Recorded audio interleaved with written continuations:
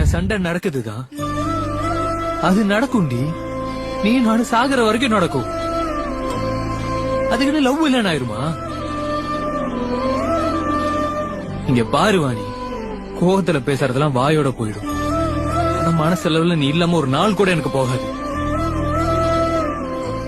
எவ்வளவு பெரிய பிரச்சனை வந்தாலும் அடுத்த நாள் எல்லாத்தையும் மறந்துட்டு தான் வாணி உன் மூஞ்ச பாப்ப.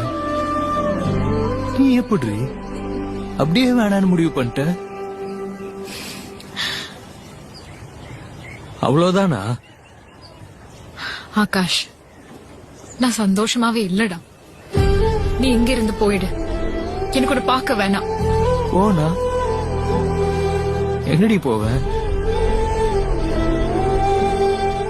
நான் இல்லாம எப்படி? ப்ளீஸ் போயிடு.